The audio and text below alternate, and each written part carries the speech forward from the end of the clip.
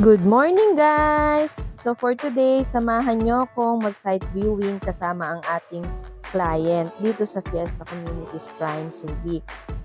Bilang ahente, dapat lagi kang on the go. Flexible lang time mo para sa mga client mo.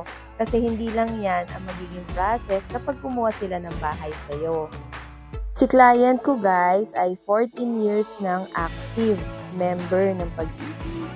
So gusto niya magkaroon ng housing dahil single pa naman siya and parents niya naman yung kasama niya sa bahay. And also, ang qualification nga kay Pag-ibig is at least 24 months or 2 years kang active member ng Pag-ibig and currently employed ka, syempre.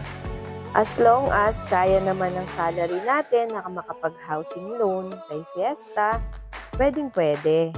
And kung itatanong nyo naman kung wala pa kayong 2 years sa inyong work at gusto nyo mag-housing loan kay Pag-ibig, pwede naman. Meron tayong tinatawag na lump sum or kung ilan yung kulang mo na months na pwede mong i-lump sum kay Pag-ibig or babayaran yung contribution.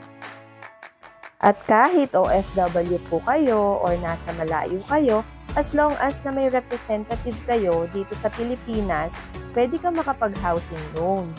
Napakadali lang ng proseso, basta kaya lang nating i-comply yung mga requirements na kailangan ni Fiesta. Sa totoo lang guys, ito yung pinaka-favorite kong ginagawa bilang ahente. Yung nakakausap ako ng mga clients. And ang dami ko ring natututunan, lalo na pag napapatagal yung chika namin. At syempre, kaya ko rin naging favorite part to kasi gusto ko natutulungan ko yung bawat client o yung bawat concern ng client sa dream home nila o sa gusto nilang dream home. And para sa kaalaman po ng lahat at hindi pa po nakakapag-site viewing dito sa Fiesta Communities Prime Subic, available pa po ang ating Laya 3BR, Saya 3BR, at Saya 2BR na RFO. Swak na sa location ang Prime Subic, swak sa design, at swak sa budget nating mga Pinoy. At hindi lang yun guys, napakaganda at napakadami ng itatayong amenities dito sa Prime Subic.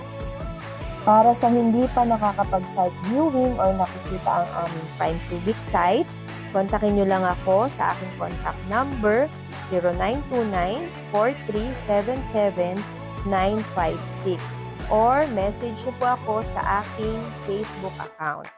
Thank you and God bless!